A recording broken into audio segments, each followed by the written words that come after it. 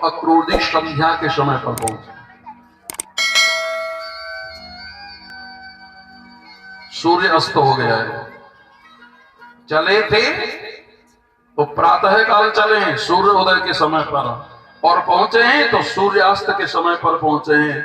विचार ये करना है कि तीव्र गति से रथ चला, वायु वेग से रथ चला, और चलते चलते रथ कहीं वृंदावन की ओर पहुंचा हो तो सायंकालीन तक पहुंचा हो। बताओ इतनी दूरी, जबकि मुश्किल से रथ का रास्ता 1 घंटे का भी नहीं है। तो ऐसे कैसे लिखा है श्रीमद् भागवत में? तो विचार के लिए, चिंतन के लिए इस बात का क्या तात्पर्य है? महाराज श्री सुखदेव जी कहते हैं, राजन परीक्षित, रथ तो तीव्र गति से चला ही था, लेकिन एक बात बताओ, भगवान श्री कृष्ण का ध्यान करना आरंभ जब अक्रूर जी ने कर दिया तो बोले इनकी हाथों से घोड़ों की लगाम छूट गई।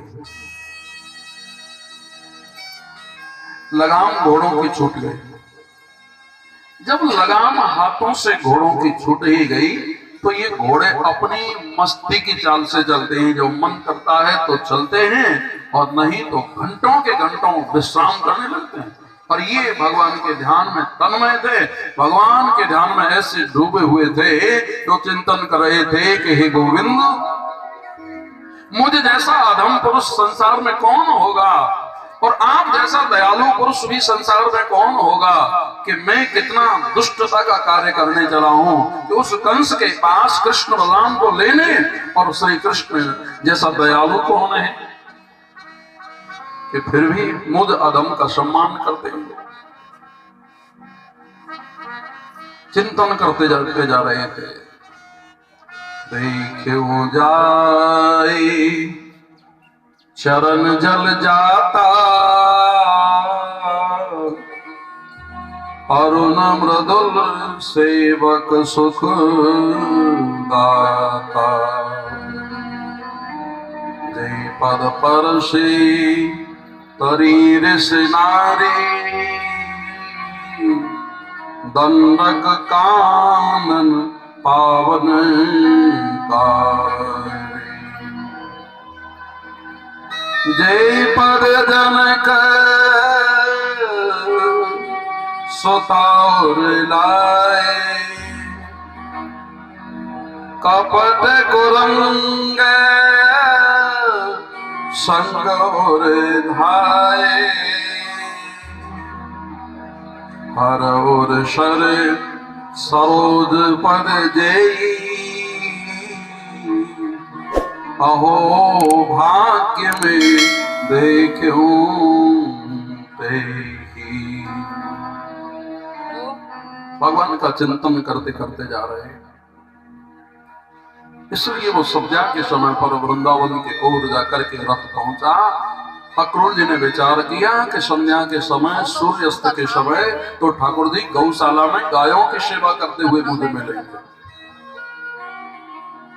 सीधे के सीधे गौशाला की ओर यात्रा की है, और रथ को छोड़ दिया। व्रज की व्रज धूलि में भगवान श्री कृष्ण के चरण चिन्हों को देखा तो चरण चिन्हों को देख करके व्याकुल हो गए।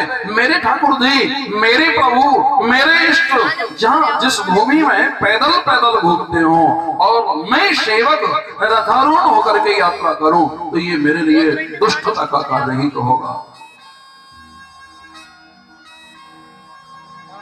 सेवक सुख चाह मान भिखारी, मैं सेवक हूं, श्री कृष्ण मेरे स्वामी हैं, और ये मेरे सेवक का धर्म नहीं बनता है। सिर भले जाऊं उचित पस मोरा, सबते सेवक धर्म कठोरा। रथ छोड़ दिया और भगवान के चरण चिन्हों में लोट-पोट हो गए। साष्टांग दंडवत प्रणाम करते करते गौशाला की ओर आगे बढ़े। साष्टांग दंडवत प्रणाम करते करते श्री कृष्ण की ओर जा रहे थे और मन में एक निश्चय था, आंखों में अश्रु भरे हुए हैं कि कन्हैया वैसे तो बड़े दयालु हैं, अगर मेरी दुष्टता को उन्होंने देखा तो शायद मुझे आंखों से ओझल न कर दे। नहीं नहीं, वो तो परमात्मा श्री कृष्ण बड़े कृपालु हैं, वो मेरी दुष्टता को देखेंगे नहीं।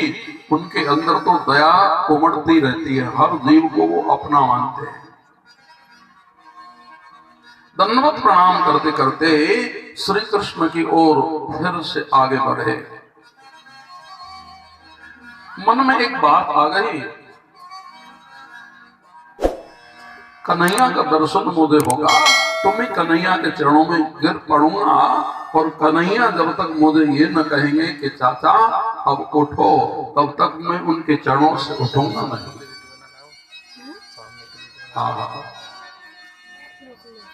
व्याकुल होकर के भगवान श्री कृष्ण की ओर आगे बढ़े, श्री कृष्ण का दर्शन किया तो दंडे के भांति चरणों में पछाड़ खा करके गिर पड़े। आंखों से अश्रुधारा बह रही थी। भगवान तो अंतर्यामी हैं, भगवान हृदय के भाव को जान गए, और जान करके भगवान श्री कृष्ण ने कहा, चाचा जी उठो। उठाया और अपने गले से लगाया, हृदयांगम किया, हृदय से हृदय मिला करके मिले, आंखों के अश्रुओं को भी पहुंचा। चाचा जी क्यों रोते हो, धैर्य धारण करो। बलराम और श्री कृष्ण दोनों युगल सरकार अक्रूर जी महाराज को बड़े प्रेम पूर्वक नंद बाबा के पास लेकर गए। नंद बाबा से जाकर के अक्रूर जी हिल मिल करके मिले। संध्या का समय था, सायकालीन भोजन किया, शयन कक्ष में लेकर के गए। नंद बाबा ने बड़े स्नेह पूर्वक कहा, अक्रूर जी आपने दर्शन देकर के मुझे धन्य कर दिया। सच है, बड़े दिनों के बाद में मिलना जुलना हुआ है, कुशल छिप बताओ।